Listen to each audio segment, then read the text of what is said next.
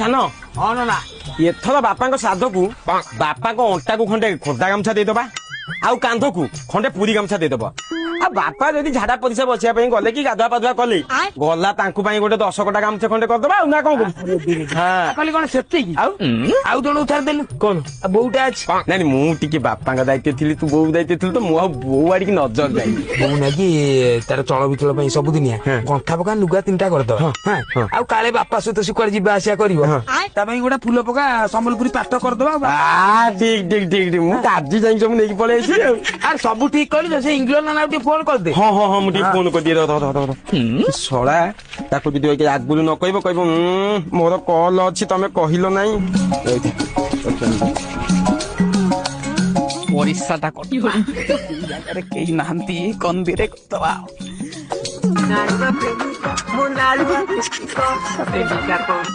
hello hello hello hello hello ନନା ପ୍ରଣାମ ହଁ ପ୍ରଣାମ ତେରେ ନାମ କୁହ ନନା ମୁଁ କଣ କହୁଥିଲି କି ନନା ଧରମ ବରା କି କରମ ବରା ନନା ଧରମ ବରା କି କରମ ବରା ଦେଖ ପୁଅ କରମ ବରା କି ଧରମ ବରା ତ ମୁଁ ବିଶେଷ କିଛି କହିପାରିକିନି କିନ୍ତୁ ମୁଁ ଯେତିକି ଅନୁଭବୀ ଢେଙ୍କାନାଳ ବରା ଟିକେ ବଡ ରଖ ଫୋନ ନେକ୍ସଟ ଟାଇମ କରିବିନି ଏଠି ନନା ଫୋନଟାକୁ କାଟିଦେଲା ମୁଁ କିଛି ବୁଝିବି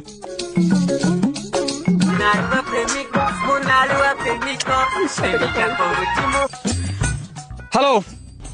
ହଁ ନନା ହ୍ୟାଲୋ ନନା ଟିକେ ଖାଲି କହିଦିଏ ନନା ନନା ମୁଁ କଣ କହୁଥିଲି କି ନନା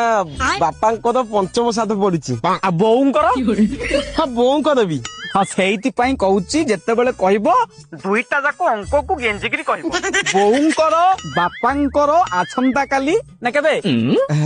ନନା ଏଇ 3 ଦିନ ପରେ ପଡୁଛି ଆଉ 3 ଦିନ ପରେ ଶ୍ରାଦ୍ଧ ହେଲା ଆପଣ ଟିକେ ଆସିକି ପକେଇଦେବେ ଆଉ ଆପଣ ଟିକେ ବୁଝିଦେବେ ଦେଖ ପୁଅ ମୁଁ ଆଗରୁ କହିଛି ମୁଁ ହଉଛି ଇଂଲଣ୍ଡ ନନା ସବୁ କିଛି ପୁଜିଦବ ସୁଜିଦବ ଯଦି କିଛି ମୋଟା ଅଙ୍କର ଅର୍ଥକୁ ଆଣିକି ଗାମୁଛା ଗଣ୍ଠରେ ଖାଲି ଗେଞ୍ଜିଦବ ଓହୋ ନନା ଆପଣ କାହିଁ ବ୍ୟସ୍ତ ହଉଛନ୍ତି ମୁଁ ଗେଞ୍ଜି ଦେବି ସବୁ ଗେଞ୍ଜି ଦେବି ନା ସବୁ ଗେଞ୍ଜିଲେ କଷ୍ଟ ହବ କେବଳ ଅର୍ଥଟିକୁ ଗେଞ୍ଜିଦବ ହଁ ନନା ହଁ ମୁଁ ପୁରା ଅର୍ଥ ଆପଣ ଜାଣିନାହାନ୍ତି ସବୁ ବର୍ଷ ଆମେ ମୋଟା ଆଙ୍କରେ ଆପଣଙ୍କର ଗେଞ୍ଜୁ ଆପଣ କାହିଁ ବ୍ୟସ୍ତ ହଉଛନ୍ତି ମୁଁ ଏତେ ଭଲ ଲାଗେ ଗେଞ୍ଜି ଦେବି ଆପଣ ଖାଲି ଆସି 3 ଦିନ ପରେ ପୂଜା କରିଦେଇ ଯିବେ ଫର୍ଦର ନେକ୍ସଟ ଟାଇମ ଏଠିକି ଫୋନ କରିବନି କେତେ ତେଲ ମାଇଲା ପରେ ଇଏ ଶଳା ଶୁଣିବ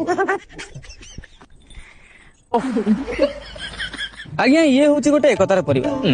ଏମାନଙ୍କ ଭିତରେ ସ୍ନେହ ଆଦର